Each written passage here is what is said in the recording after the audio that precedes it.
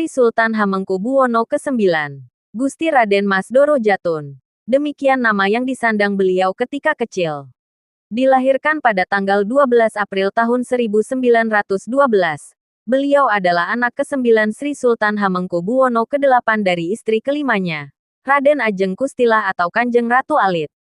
Masa muda GRM Doro Jatun dihabiskan di luar lingkungan keraton. Sri Sultan Hamengkubuwono VIII menitipkan beliau ke pasangan Belanda. Semenjak berusia 44 tahun, beliau dititipkan di rumah keluarga Mulder, seorang kepala sekolah NHJJS Neutrale Hollands Javanese Jongen School. Pihak keluarga Mulder diberi pesan supaya mendidik GRM Doro Jatun layaknya rakyat biasa. GRM Doro Jatun diharuskan hidup mandiri, tanpa didampingi pengasuh. Nama keseharian beliau pun jauh dari kesan bangsawan keraton. Di keluarga ini, beliau dipanggil sebagai Hengki, Heng kecil. Masa-masa sekolah beliau jalani di Yogyakarta. Mulai dari Frobel School Taman Kanak-kanak, lanjut ke Eerste Europe Lagere School B yang kemudian pindah ke Neutrale Europese Lagere School. Setelah menyelesaikan pendidikan dasar, beliau melanjutkan pendidikan ke Hogere Burgerschule di Semarang dan Bandung. Jenjang pendidikan HBS belum tuntas ditempuh ketika ayahanda memutuskan mengirim beliau bersama beberapa saudaranya ke Belanda. Setelah menyelesaikan gimnasium beliau melanjutkan pendidikan di Rijksuniversiteit di Leiden. Di sini beliau mendalami ilmu hukum tata negara, sambil aktif mengikuti klub debat yang dipimpin Profesor Skrieke. Pada masa pendidikan di Belanda ini pula beliau berkenalan dan kemudian menjadi sahabat karib Putri Juliana yang kelak akan menjadi Ratu Belanda. Tahun 1939 peta politik dunia bergerak cepat. Tanda-tanda meletusnya Perang Dunia II semakin jelas. Sri Sultan Hamengkubuwono VIII memutuskan memanggil pulang GRM Doro Jatun, meskipun yang bersangkutan belum menyelesaikan jenjang pendidikannya. Setibanya GRM Doro Jatun di tanah air, beliau disambut langsung oleh Sri Sultan Hamengkubuwono VIII. Saat itu pula Sri Sultan menyerahkan kepada GRM Doro Jatun keris Kiai Joko Piturun. Kiai Joko Piturun sebenarnya adalah atribut bagi putra mahkota, sehingga yang mengenakan bisa dianggap sebagai calon penerus tahta. Selang beberapa hari kemudian, Sri Sultan Hamengkubuwono VIII mangkat. Perjalanan GRM Doro Jatun menuju singgasana ternyata tidak mudah. Sebagai bagian dari sejarah Mataram, setiap calon raja baru di Kesultanan Yogyakarta diharuskan untuk menandatangani kesepakatan bersama terlebih dahulu dengan Belanda. Politisi senior Belanda, Dr. Lucien Adam yang berusia 60 tahun harus berdebat panjang dengan GRM Doro Jatun yang saat itu usianya baru menginjak 28 tahun. Perdebatan berjalan alot utamanya disebabkan karena hal-hal sebagai berikut. GRM Doro Jatun tidak setuju jabatan Pati merangkap pegawai kolonial. Hal ini agar tidak ada konflik kepentingan. Beliau juga tidak setuju Dewan Penasehatnya ditentukan oleh Belanda. Beliau menolak pasukan prajurit keraton mendapat perintah langsung dari Belanda. Dikisahkan, setelah 4 bulan tidak menghasilkan kesepakatan apapun, GRM Doro Jatun tiba-tiba berubah sikap. Hal yang begitu mengherankan diplomat senior Belanda tersebut karena GRM Doro Jatun bersedia menerima semua usulan Dr. Lucien Adams. Di kemudian hari, beliau berkisah bahwa keputusan itu berdasar bisikan yang menyuruh beliau menandatangani saja kesepakatan yang diajukan karena Belanda tidak lama lagi akan pergi dari bumi Mataram. Pada tanggal 12 Maret tahun 1940 di Tratak Prabayeksa, kontrak politik dengan Belanda, yang berisi 17 bab dan terdiri dari 59 pasal, beliau tanda tangani tanpa dibaca lagi. Kontrak tersebut berlaku semenjak GRM Doro Jatun naik tahta. Hari Senin Pon, tanggal 18 Maret tahun 1940. Beliau dinobatkan sebagai putra mahkota dengan gelar Pangeran Adipati Anom Hamengkunegara Sudipja Raja Putra Narendra Mataram dan dilanjutkan penobatan beliau sebagai raja dengan gelar Sampeyan dalam Ingkang Sinuwun Kanjeng Sultan Hamengkubuwono Senopati Ingalagang Abdurrahman Sayyidin Panatagama Khalifatullah Kaping IX. Di hari pelantikan tersebut beliau berpidato dan mengeluarkan kalimat yang dikenang oleh semua orang hingga saat ini. Saya memang berpendidikan barat tapi pertama-tama saya tetap orang Jawa. Sri Sultan Hamengkubuwono ke-9, Pangeran dalam Republik. Ketika sebuah negara baru lahir di negeri ini, tanggal 17 Agustus tahun 1945, dengan dikumandangkannya proklamasi oleh Soekarno dan Moh. Hatta. Sri Sultan Hamengkubuwono ke-9 segera mengambil sikap. 2 hari setelah proklamasi, beliau mengirim telegram ucapan selamat kepada para proklamator. 2 minggu setelahnya, tepatnya tanggal 5 September tahun 1945, beliau bersama Paku Alam ke-8 mengeluarkan maklumat yang menyatakan bahwa daerah Yogyakarta adalah bagian dari wilayah Republik Indonesia. Yogyakarta dengan demikian resmi memasuki abad modernnya, di mana dia bukan lagi sebuah entitas negara sendiri, tetapi bagian dari negara republik. Langkah beliau yang didukung sepenuhnya oleh rakyatnya ini, di kemudian hari dibuktikan dengan pengabdian yang total. Ketika negara yang baru lahir ini menghadapi tekanan dari pemerintah kolonial yang datang kembali, beliau mengundang para tokoh bangsa untuk pindah ke Yogyakarta. Sri Sultan Hamengkubuwono ke-9 menyatakan bahwa Yogyakarta siap menjadi ibu kota negara republik yang baru berdiri tersebut. Peran Sri Sultan Hamengkubuwono ke-9 terhadap republik juga ditunjukkan melalui dukungan finansial. Selama pemerintahan republik berada di Yogyakarta, segala urusan pendanaan diambil dari kas keraton.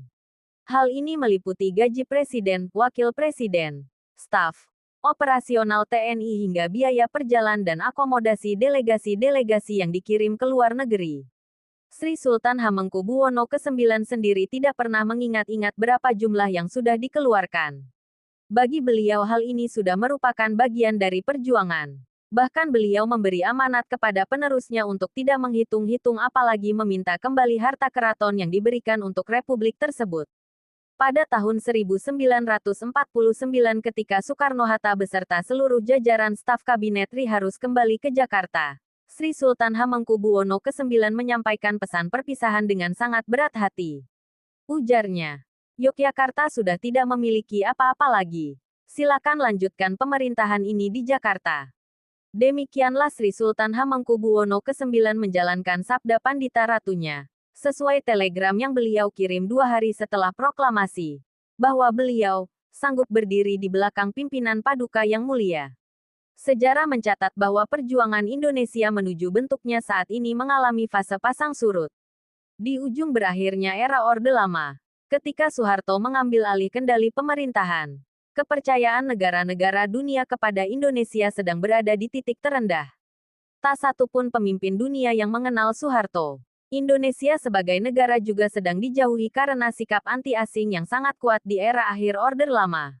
Di saat seperti ini, Sri Sultan Hamengkubuwono ke-9 pun menyingsingkan lengan bajunya keliling dunia untuk meyakinkan para pemimpin negara-negara tetangga bahwa Indonesia masih ada, dan beliau tetap bagian dari negara itu.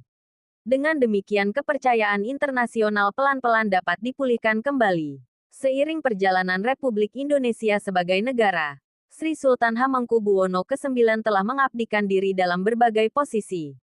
Selain menjadi pejuang-pejuang kemerdekaan, Sri Sultan Hamengkubuwono ke-9 tercatat sebagai Menteri Negara dari era Kabinet Syahrir tanggal 2 Oktober tahun 1946 sampai 27 Juni tahun 1947 hingga Kabinet Hatta I tanggal 29 Januari tahun 1948 SD tanggal 4 Agustus tahun 1949. Di masa Kabinet Hatta II tanggal 4 Agustus tahun 1949 SD tanggal 20 Desember tahun 1949, hingga masa RIS tanggal 20 Desember tahun 1949 SD. Tanggal 6 September tahun 1950 beliau menjabat Menteri Pertahanan dan menjadi Wakil Perdana Menteri di era Kabinet Natsir tanggal 6 September tahun 1950 SD. Tanggal 27 April tahun 1951.